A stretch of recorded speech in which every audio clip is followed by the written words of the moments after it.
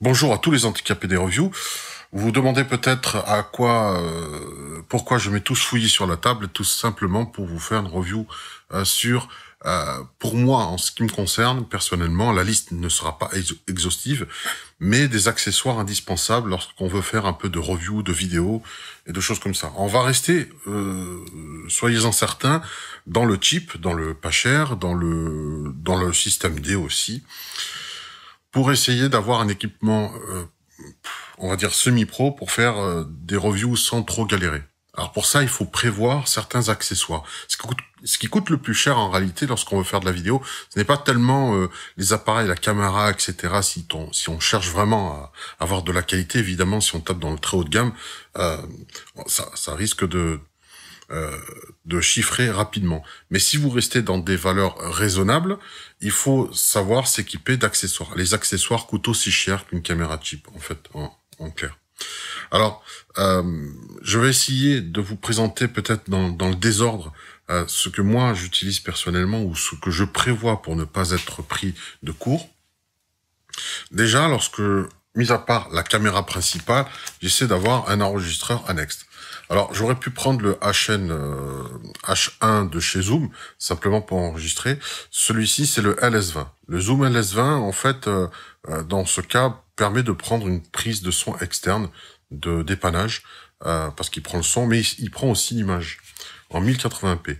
Alors, évidemment, la qualité n'atteint pas celui des Tricemos caméras d'aujourd'hui ou celle que j'utilise actuellement, qui est une Panasonic, HC920, je crois, HCX920, oui, il me semble. Oui, c'est ça, HCX920 Panasonic, qui est une Tricemos. Mais pour des plans de coupe, ça peut être intéressant. Donc, ça, c'est un exemple, mais ça peut servir aussi d'enregistreur de poche lors d'interviews. Alors, par exemple, lorsque vous allez prendre, là j'avais fait le tuto en question pour créer un système de micro pour lavalier, micro-cravate. Donc celui-ci, je l'ai fait. Je l'ai upgradé entre-temps, j'ai mis un câble Mogami qui fait à peine 2 mm, donc qui minimise les bruits, une petite mouche de chez Thomann qui coûte 1 euro, et la pince qui est faite pour en fait les micro-cravates de chez Audix. Je trouve la pince hyper pratique, et elle va très bien parce qu'elle sépare bien des frottements des vêtements, etc.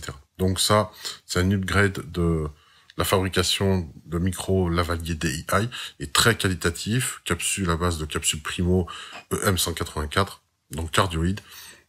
On fera peut-être un test tout à l'heure, j'en suis particulièrement fier. Il marche avec le power plug, donc de 3 volts je crois, à l'intérieur. Donc évidemment, quand je le branche sur le LS20M, eh bien quand il me sert pas en termes de plan de coupe, pour la diffusion vidéo, bien il me sert surtout pour enregistrer.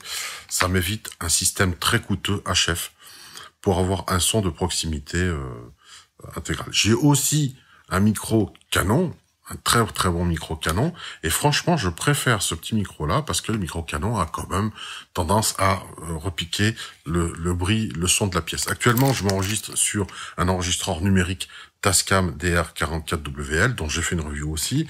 Peut-être que je mettrai la vidéo.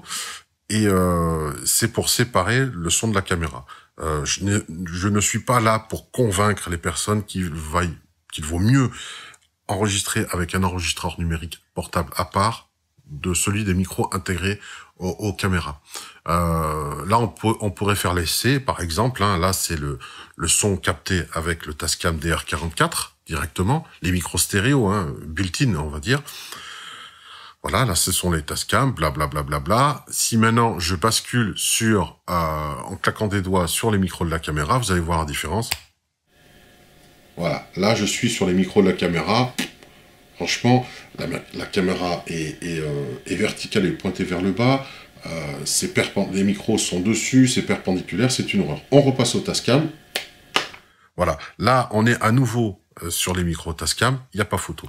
Eh bien, sachez qu'avec ce petit micro DII branché sur le Olympus, qui peut me servir éventuellement pour filmer les plans de coupe, comme je l'ai dit, comme seconde caméra de secours, et en même temps comme enregistreur numérique pour prendre ma voix, eh bien, c'est pas mal, c'est assez bien. Moi, je préfère largement ce son-là.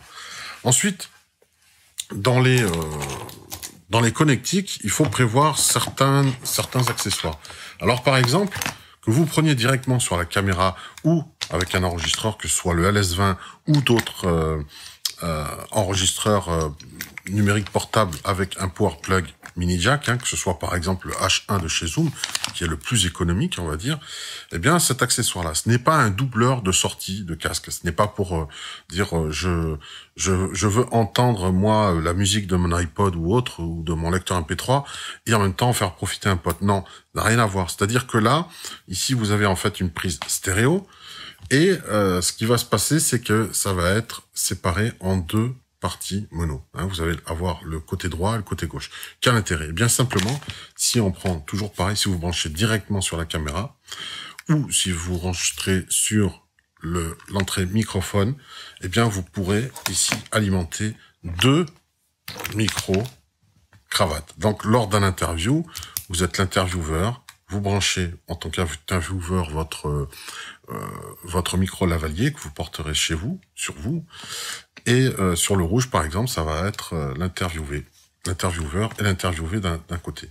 Donc, c'est stéréo, mais ça permet d'avoir deux canaux mono indépendants, et ensuite, en traitement logiciel, vous allez traiter cela de manière différente, parce que les teintes de voix sont totalement différentes.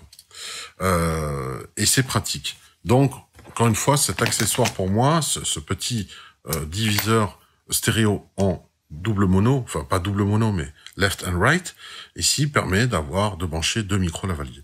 Évidemment, si vous utilisez ce genre de système filière, toujours dans le souci d'économie, pour ne pas avoir à acheter du HF, qui est très très onéreux, je le rappelle, voilà, ne pas oublier aussi les rallonges jack, mini jack. Ici, on va brancher sur l'appareil, le LS20, et puis on va sortir d'un côté, et on va avoir le femelle de l'autre côté pour connecter son fameux micro lavalier d'un côté pour l'intervieweur et une autre rallonge pour l'interviewé. Voilà en ce qui concerne la connectique côté, on va dire côté interview, côté prise de son. Bon, niveau prise de son, ce n'est pas fini, je n'ai pas fait le tour encore. Mais prévoyez aussi, lors de vos déplacements, ce genre de connectique avec ces adaptateurs. On sait jamais, vous pouvez très bien un jour être amené à repiquer, par exemple, le son d'une table de mixage. Alors, le son d'une table de mixage, vous allez avoir ce genre de câble qui est en fait un mini jack avec des RCA, et là, des transformateurs de jack à mini jack femelle, de RCA femelle en jack mâle mono. Vous prenez ça en concert, vous plantez à la sortie générale de la carte de la table de mixage du concert, et vous branchez ceci par exemple sur un LS20. Le micro à l'intérieur dans le menu, vous le configurez en niveau ligne, et vous pourrez avoir le son directement sorti de la console de mix, ce qui sera bien plus intéressant que d'avoir le son de l'acoustique de la salle, qui est souvent dégueulasse avec la réverbération, etc. Vous aurez quelque chose de plus propre.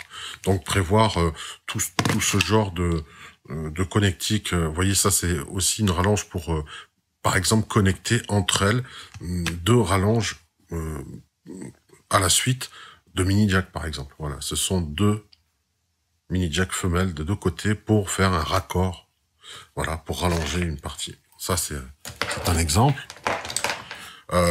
Voilà, vous pouvez avoir ce genre d'accessoire. Ici, pareil, on a un mini jack avec des RCA femelles de l'autre côté. Ça peut toujours servir. Il faut avoir un tas de connectiques. Là aussi, un doubleur. Voilà, c'est vraiment pour partager deux casques. S'en fout. Qu'est-ce que j'ai encore d'autre? Voilà, un jack 635 vers un mini jack. Ça peut être intéressant aussi. Dans certains cas de figure, ça pourra vous sauver la vie. Là, personnellement, ce que je me suis confectionné, c'est un câble plutôt sérieux avec du câble alors, non, câble, c'est pas du Mogami celui-ci, mais ça va bien. Ici, vous avez donc un mini jack vert, des jacks, tout est en neutrique, donc c'est des câbles de qualité. Donc je prends ceci. Bon, évidemment, les câbles USB pour les transferts, prévoyez aussi toujours avec vous une clé USB de forte valeur, de grosse capacité, au minimum 16 Go ou 32 Go pour récupérer, si vous rencontrez lors de tournage quelqu'un qui peut aussi vous dépanner, qui a aussi sa caméra ou son enregistreur numérique, et bien pouvoir faire les transferts. Il y a toujours un ordinateur portable que quelqu'un a amené, vous pourrez échanger des informations pour compléter la matière première lors de tournage. Aussi, ne pas hésiter d'avoir différents pieds de micro. Celui-ci est un vieux qui est usé, mais qui permet d'avoir des trépieds de table parce que c'est bien pour vous voyez, toujours pareil, mon LS20 ou le Tascam ou tout enregistreur numérique ou même les petites caméras d'appoint, que ce soit les GoPro, etc. Eh bien, on peut toujours les visser dessus pour s'en servir. Moi, ce que j'ai eu livré avec le LS20, c'est un outil assez pratique. C'est cet outil-là. Alors ici, on peut évidemment mettre, vous voyez, de cette manière. Là, c'est un pas de vis. Il faut savoir que le pas de vis, c'est un quart de vis. C'est un pas de vis un quart. Ça s'appelle comme ça. Les pas de vis des pieds micro sont des 3/8. Alors, l'avantage de ce système-là pour Tascam, c'est qu'on visse n'importe quel appareil en pas de vis. Et puis, comme ça simule le corps d'un micro, on peut très bien le mettre sur une simple pince micro.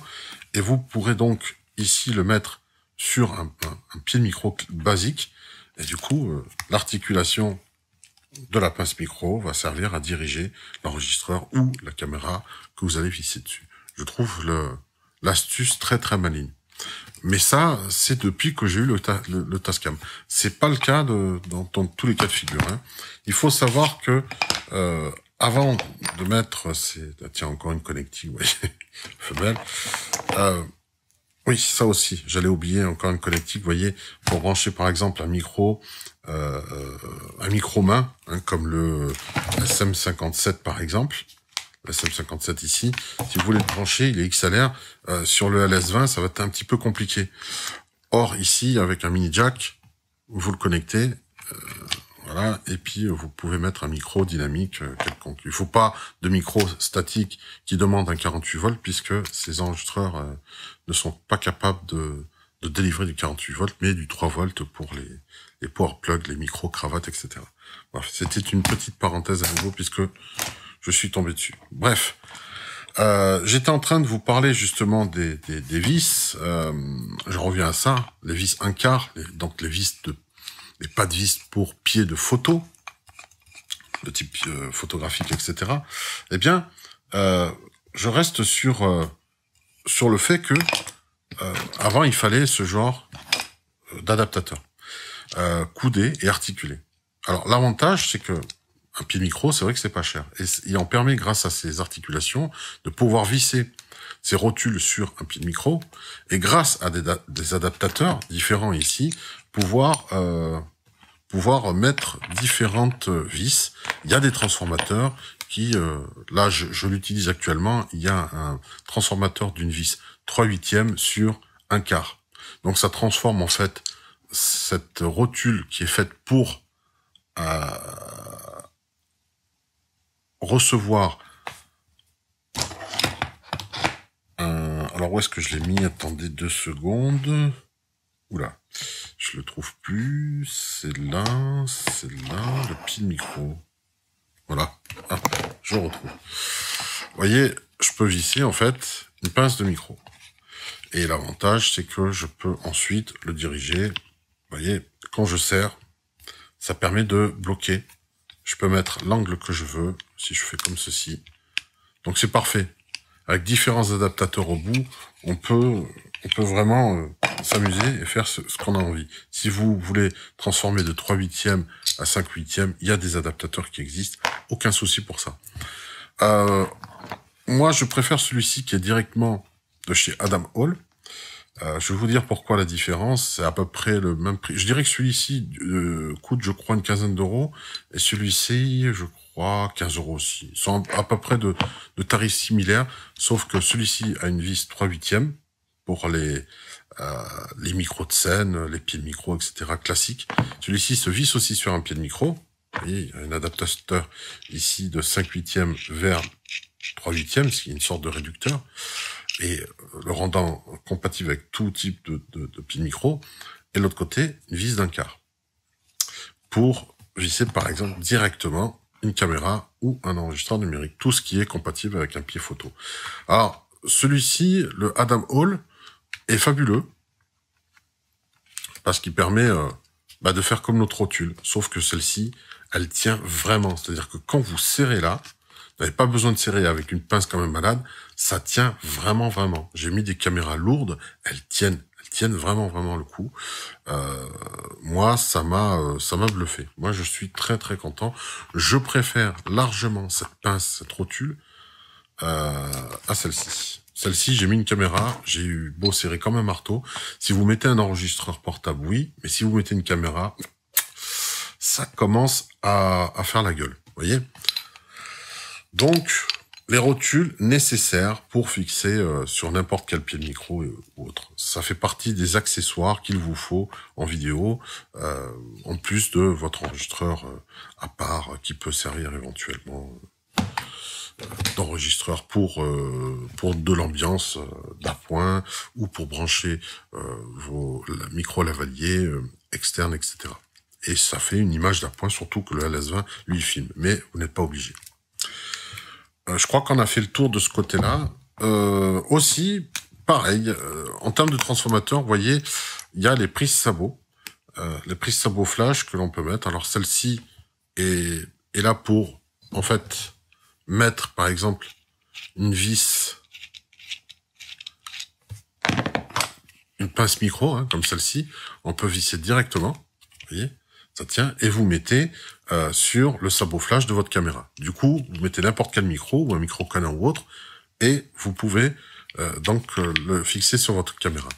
Vous avez aussi cet autre type de sabot, qui est la même chose, sauf que là, eh bien, c'est fait, encore une fois, pour être vissé dans une vis 1/4, c'est-à-dire pied photo. Donc, ça transforme le sabot flash, en support pour enregistreur portable, par exemple, que vous pouvez ajouter au-dessus de votre caméra pour éviter d'utiliser le son des micros internes des caméras qui sont souvent dégueulasses et pas adaptés.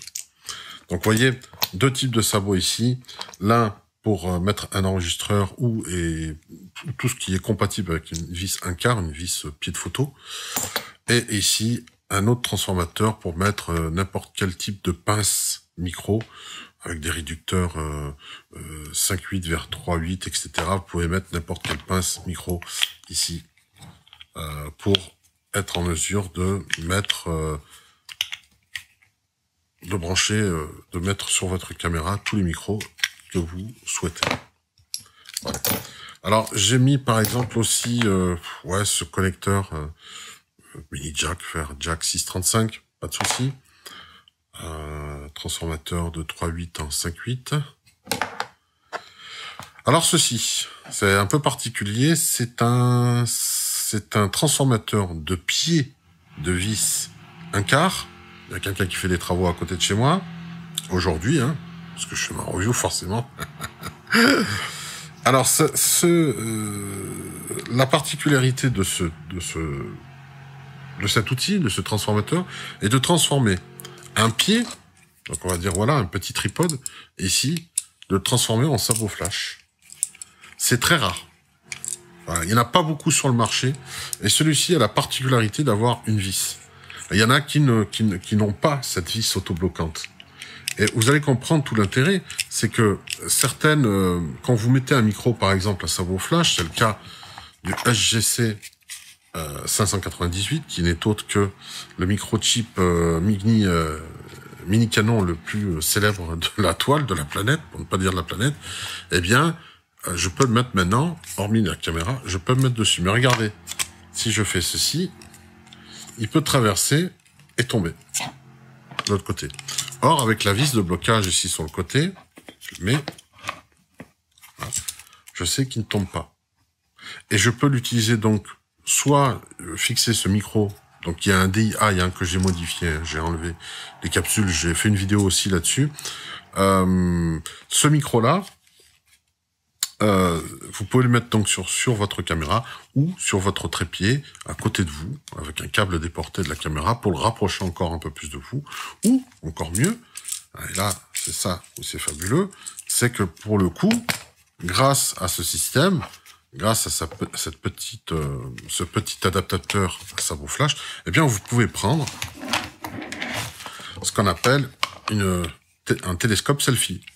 Donc un télescope selfie, qui est normalement avec un vis 1/4, vous vissez comme cela. Vous voyez? Le fait d'avoir bloqué avec la vis ici fait que le micro ne peut plus se barrer. Vous pouvez ici régler l'angle, vous voyez, de votre perche. Et puis l'étirer. Vous mettez votre fameuse... Alors là, il faudrait que je retrouve, mais je l'avais mis par là, oui. Votre fameuse rallonge de mini jack, et à partir de là, vous pouvez faire de la prise de son avec un micro perche, une perche improvisée à bout de bras, avec un micro qui est très très léger. Mais vous voyez, avec une perchette de selfie, il y a moyen de mettre un micro qui normalement est prévu pour aller sur une caméra sur un sabot flash. Eh bien, vous avez le fameux transformateur. 2 pieds de vis, vis 1/4 ici, vers un sabot. Et ça vous autorise cette particularité. 4 €, et c'est surtout le système bloquant, qui est assez rare dessus. 4 € sur Amazon. Assez rare comme accessoire, mais qui permet beaucoup de liberté, beaucoup de choses. Alors évidemment, souvent avec les perches selfie, les fameux accessoires pour prendre des téléphones portables, qui sont livrés comme autre caméra d'appoint en plus de votre caméra principale pour des plans de coupe. Ça peut être intéressant de le prendre. Souvent c'est des kits, hein, on vous vend la selfie avec l'adaptateur ici pour les téléphones. Alors, je crois que j'ai fini du côté connectique adaptateur et connectique adaptateur. Il reste encore un connectique jack ici. Vous avez un transformateur XLR en jack là. J'en ai d'autres, hein. Bon, voilà. Il faut mieux se fournir, vaut mieux en avoir d'autres qui ne vous serviront pas aujourd'hui, mais qui peuvent vous servir plus tard. Au niveau de l'énergie. Alors, l'énergie, c'est important. Il n'y a rien de plus rageant que d'être en rade, de batterie, hein. Alors, ce que je vous conseille, c'est avant tout, eh bien, évidemment, d'acheter, attendez, des batteries supplémentaires pour vos caméras, d'accord? Alors, batterie supplémentaire, c'est bien, mais c'est surtout aussi d'être en mesure d'avoir un chargeur externe. C'est pas très très cher, adapté à votre caméra, hein. Vous rentrez votre modèle, en général, et les sociétés sur le web, il y en a plein qui vendent ceci. Alors, souvent dans le kit, vous avez évidemment le transformateur pour aller charger, mais aussi un adaptateur d'allume-cigare. Vous êtes sur la route entre deux tournages, vous branchez l'allume-cigare, vous n'hésitez pas à charger et recharger sans cesse vos batteries. Mis à part, évidemment, l'alimentation fournie avec votre caméscope et qui va charger la batterie sur le caméscope in situ. Voilà, donc ça c'est pour éviter l'énergie. Vous pouvez aussi, et il ne faut pas penser que à la batterie de votre caméra, il y a aussi le fait qu'aujourd'hui, de plus en plus, là par exemple, on va le voir souvent, là je suis en train de piloter via le Wi-Fi mon Tascam avec lequel je m'enregistre. Vous voyez ici les niveaux. Il n'y a rien de plus rageant que la télécommande Wi-Fi de votre appareil portable ou de votre tablette qui pilote l'image de votre... Là ici, vous voyez, on va voir ici, voilà, l'image est finie, je contrôle l'image de ce que je filme, forcément. Par écho, si la tablette manque de pêche ou autre en batterie, celle-ci est un apport. 2000 milliampères, quelque chose comme ça. Ça permettra toujours de redonner un peu de pêche et de peut-être sauver un plan de tournage et être à même de finir votre projet. Donc c'est toujours bon d'avoir des batteries annexes pour vos tablettes et vos téléphones qui vont donc piloter les appareils comme les caméras via Wi-Fi ou autre, et de pas tomber en rate de ça. Il n'y a rien de plus rageant. Ensuite, au niveau, le truc tout bête, mais les caméras, les téléphones, etc., mais surtout les caméras sont de plus en plus en tactile. Alors ici, il faut... moi, m'en suis acheté un qui est plus fin que ceux d'habitude. Je peux pas vraiment le montrer comparativement à d'autres. Il y en a qui sont très bruts, mais celui-ci beaucoup plus fin. Et sur l'écran tactile rétractable, qui souvent a un volet sur le côté d'une caméra, toucher avec les doigts les menus, ça peut vite être dégueulasse. Déjà qu'on a du mal à voir en plein soleil les menus d'un écran rabattable de caméra, selon les caméras, si en plus vous mettez des traces de doigts, ça va encore gêner au niveau de la vision en plein soleil ou en contre-jour, etc. Donc, tout bête, mais utilisez ces accessoires-là de stylet pour éviter de mettre des traces de doigts et d'avoir à nettoyer une fois chez soi. C'est tout bête, mais c'est comme ça. Ensuite, encore une fois, décidément, ce LS20 me sert pour tous les exemples. Petit trépied. Bon, là, je vous en ai montré un autre, qui est beaucoup plus sérieux, beaucoup plus solide. Il y a plein de modèles et il y en a à tous les prix.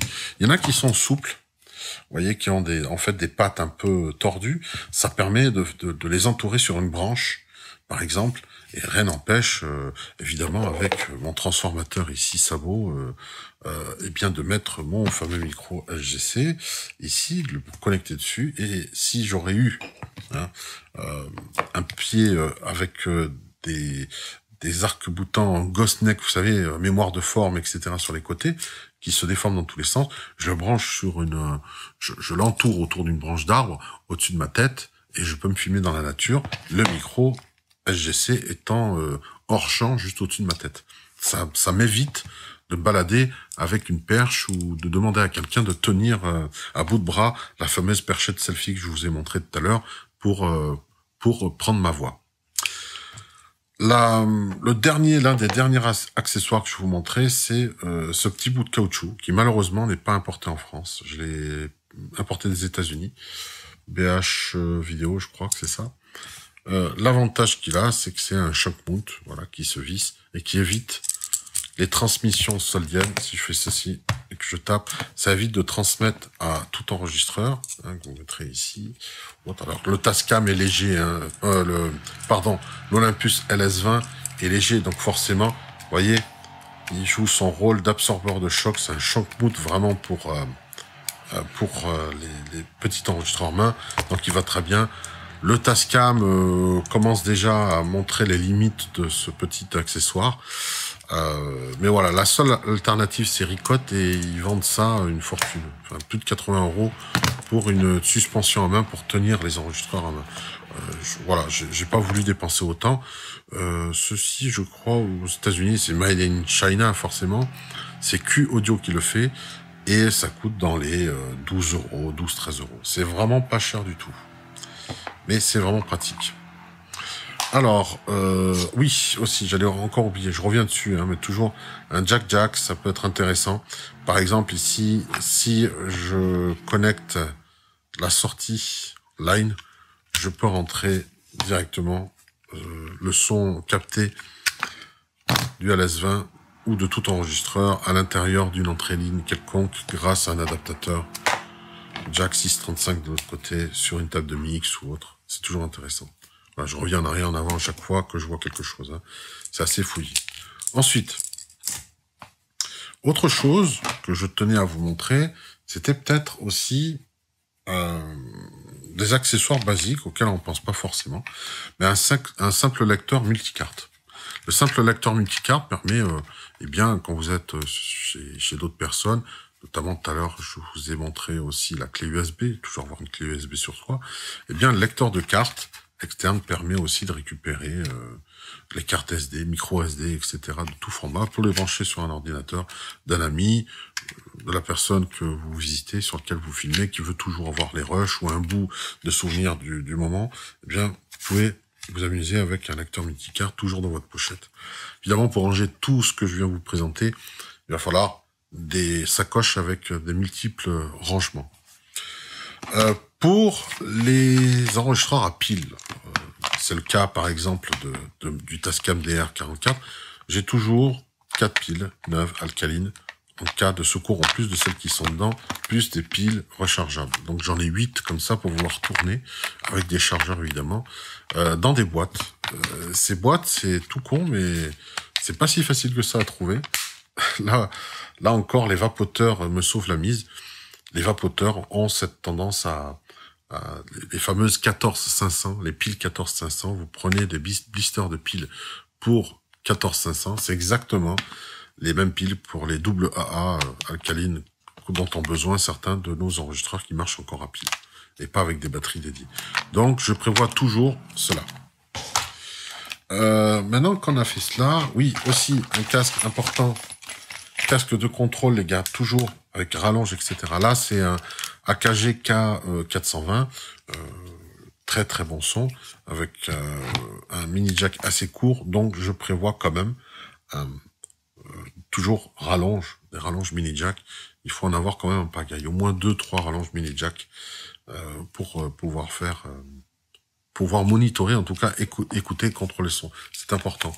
Le mettre dans l'étalon, on va dire, dans le domaine pro, c'est le HD25. Voilà, c'est pour monitorer et contrôler le retour son vidéo. Souvent, le HD25 de chez Sennheiser est très très souvent cité. Mais bon, là, je vous l'ai dit, on reste dans le cheap. Ce casque-là, je crois que fait peut-être qu'il fait moins de 30 euros ou 30 euros à peine. Il y a un son vraiment excellent. Vraiment, vraiment excellent. C'est du AKG quand même, hein, faut pas déconner. Alors, lors d'interviews, il va falloir aussi, eh bien, avoir un micro. Alors, faut savoir que le SM57 de chez Shure est un classique de chez classique.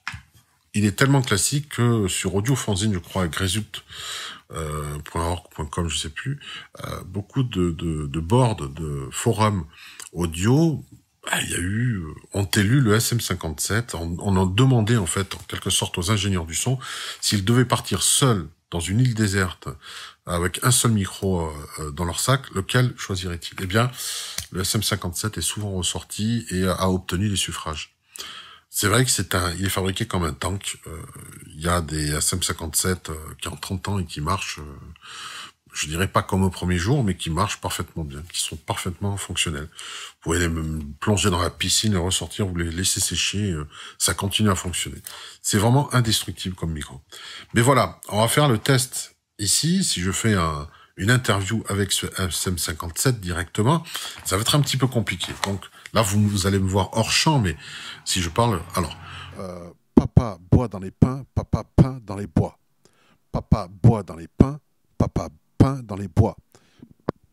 Alors, papa boit dans les pins, papa peint dans les bois. Bon, voilà, je crois que ça suffit. Vous avez une démonstration, en fait, de ce qu'on appelle le popping. Et moi, je suis pas spécialiste du popping, je suis pas du rap ni quoi que ce soit. Simplement, ça va être un petit peu compliqué. Donc, là, toujours dans la même idée, hein, j'ai trouvé cette petite fourrure. Alors évidemment, ricotte, etc. La moindre fourrure, c'est 40 euros. Celle-ci, rassurez-vous, je l'ai achetée, je crois, à Deal Extrême ou quelque chose comme ça. Ça met des semaines à venir, mais ça, vous en foutez. Je crois que j'ai payé 4 euros. Voilà, ils appellent ça une patte de lapin. Et en fait, c'est vraiment une fourrure. Alors, c'est pas fait à la base pour les micros, hein, mais on va essayer avec cette fois. Et je vais basculer donc là-dessus, voilà, vous voyez, hop. Donc ça fait une petite fourrure hein, qui normalement est le plus efficace contre le vent. Mais je vais peut-être l'essayer tout à l'heure en extérieur, j'en sais rien. Mais en tout cas, je vais tenter de les tester maintenant. Faire la même chose, même distance. La seule chose qui change, c'est cette fameuse fourrure. Voilà. Papa boit dans les pins, papa peint dans les bois. Papa boit dans les pins, papa peint dans les bois. Papa boit dans les pins, papa peint dans les bois. Bon, là, vous avez vu, il n'y a pas photo. En plus de protéger du vent, ça fait filtre anti-pop. Donc, lors des interviews, c'est déjà beaucoup plus pro. Vous allez minimiser les bruits de vent. Ne pas oublier de mettre le filtre cut-off entre 80 et 120 Hz dans votre enregistreur. C'est le cas du Tascam, là. Vous pouvez l'activer et du coup, éviter... minimiser encore déjà le bruit de vent, mais si en plus vous mettez une fourrure comme ça va éviter les pop-up et vous allez faire des interviews en pointant le micro sur de l'intervieweur à l'interviewé et des allers-retours comme ça pour poser des questions et recueillir les réponses de manière professionnelle, juste en évitant non seulement les bruits du vent à l'extérieur, outdoor, mais aussi en évitant les pop-up qui sont très très désagréables à l'écoute. Une dernière chose, ce câble, vous allez dire c'est tout bête.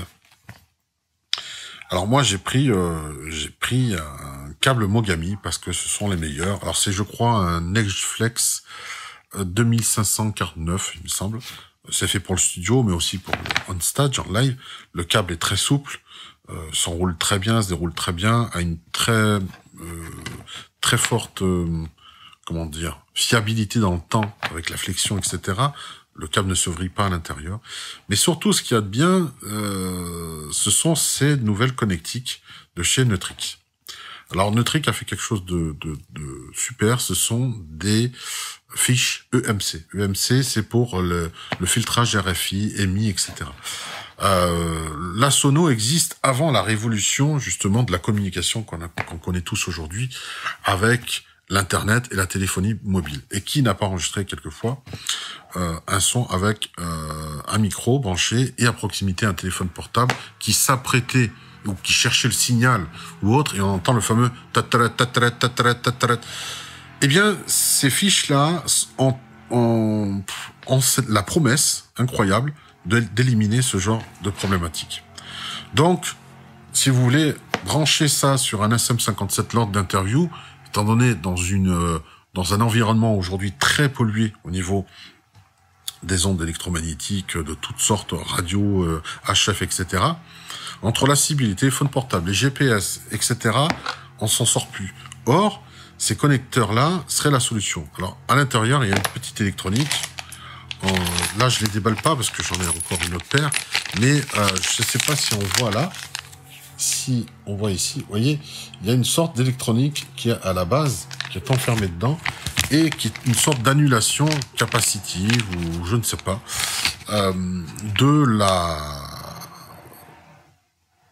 des interférences qui pourraient intervenir.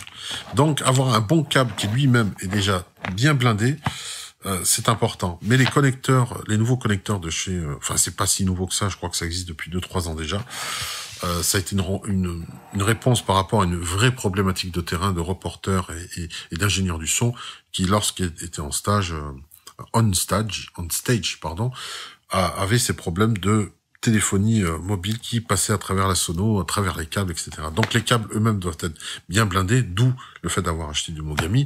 Et là, je sais pas si je pourrais mettre la capture, mais le montage est assez spécial quand même. Il faut mettre la grille, le shield tout autour, en fait, avec des pièces qui s'emboîtent. C'est un peu particulier.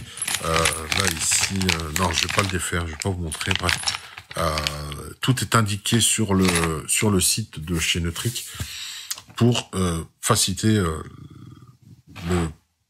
le montage et vous montrer comment ça fonctionne.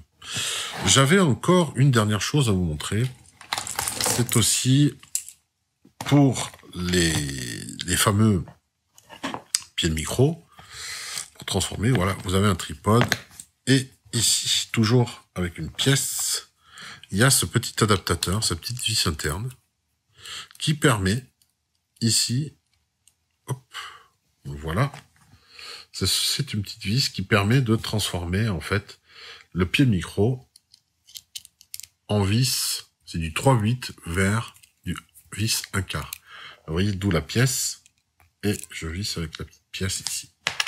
Maintenant, rien ne m'empêche de visser mon micro, enfin ma pince micro, sur mon tripode. Et là, ici, évidemment, eh bien, je peux mettre le micro que je veux. Autrement dit, là, Alors, c'est pas la bonne pince, hein, mais je peux mettre le SM57 avec sa fourrure. Voilà. Et si vous vous amusez à travailler pour Web TV local ou autre, alors ça c'est pratique. Eh bien, je peux pas vous dire où est-ce que j'ai trouvé ça, mais un ami me l'a filé. En fait, c'est blanc. Vous mettez l'autocollant que vous imprimez, vous l'enfilez sur le corps, voilà, ici, avec le logo de la chaîne ou de la web TV que vous avez. Vous tenez ça à la main et vous avez un kit complet où vous allez passer pour un ou pour un guignol ou pour un super pro, selon le cas de figure. En tout cas, moi j'aime bien le principe. Ça fait un peu Groland TV, hein. Mais c'est pas mal. J'aime bien, j'aime assez. Voilà, petite pâte de lapin pour 4 €. Je vous mettrai certainement le lien. Ça, je sais pas. Faut chercher sur le web. On me l'a filé, donc je suis incapable de vous dire d'où ça vient. Les connecteurs Neutrix, vous verrez, on les trouve, les fameux protecteurs contre les émis, les interférences téléphoniques, etc. On en trouve à peu près de partout. Hein. Vous tapez Neutrix EMC et vous tomberez facilement sur des sites marchands vendant ce genre de connectique. Les câbles Mogami sont vendus, je crois, en France chez Audiophonics. Je l'ai acheté là-bas. Très rapide, très soigné dans l'emballage. Eux aussi, je crois qu'ils font les connecteurs Neutrix EMC.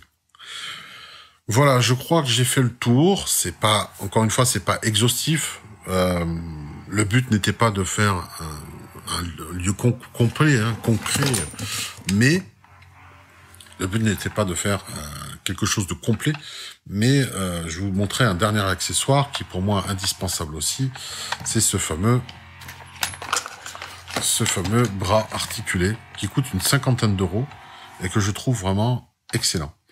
Alors, ça permet de prendre une tablette, vous voyez, 7 pouces à 10 pouces, de pouvoir la rotater.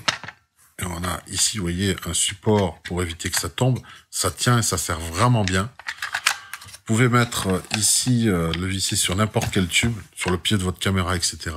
Et fixer votre tablette en dessous de votre caméra pour, en fait, vous en servir comme prompteur. Quand on voit le prix des prompteurs, franchement, c'est juste hallucinant et c'est souvent juste un miroir incliné à 45 degrés qui passe devant l'objectif.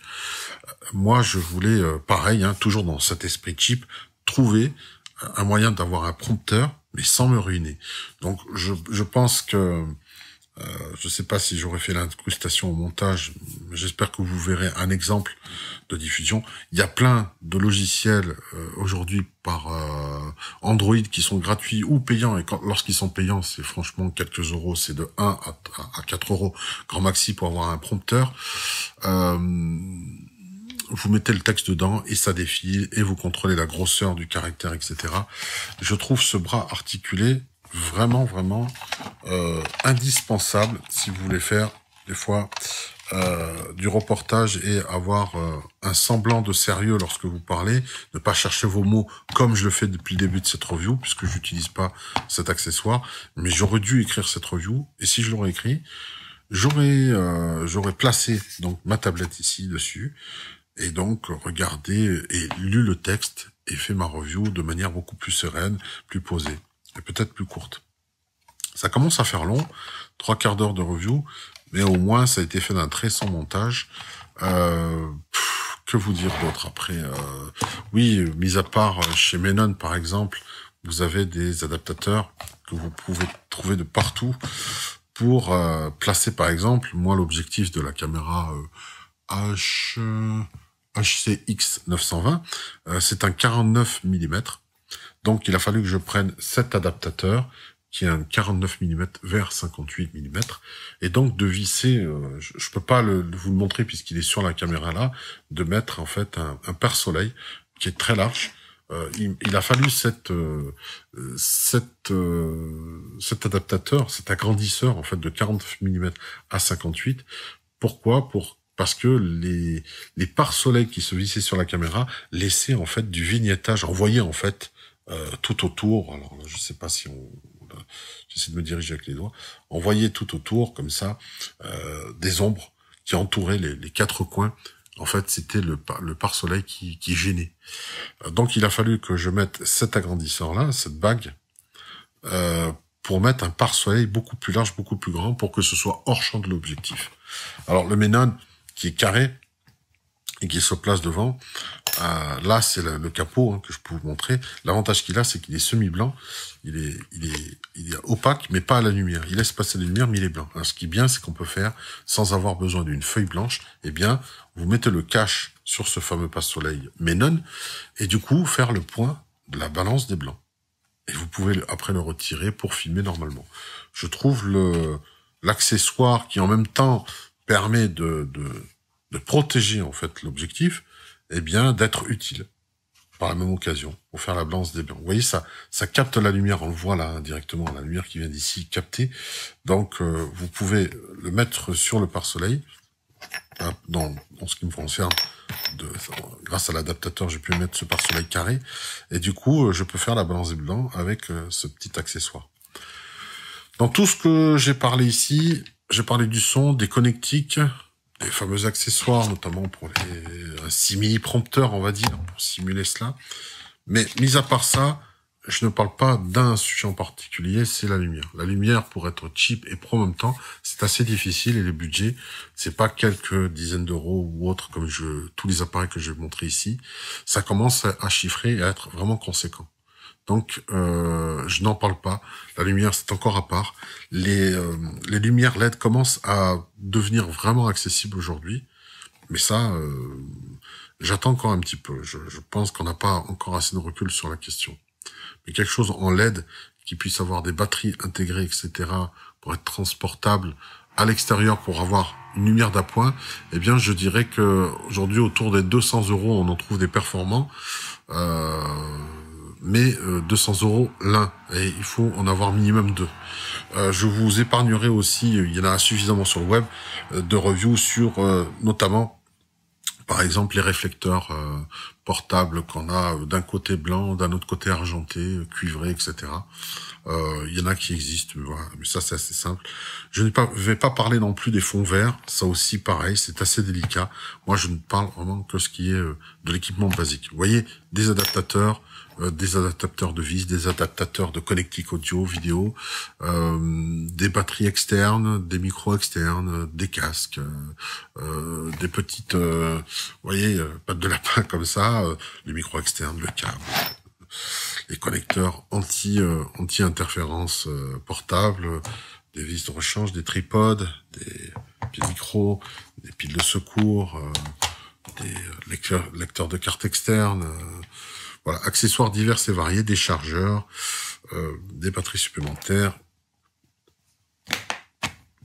Voilà, que vous dire d'autre? Rien. En tout cas, merci de m'avoir suivi jusque-là, pour ceux qui sont allés jusqu'au bout. En ce moment, je fais vraiment que des reviews vraiment chiantes. Je suis désolé pour vous. Je fais ce que je peux, mais j'espère que ça vous rend service et que ça peut vous éclairer sur de futurs choix pour vous équiper. Merci à vous et au revoir à tous les handicapés des reviews.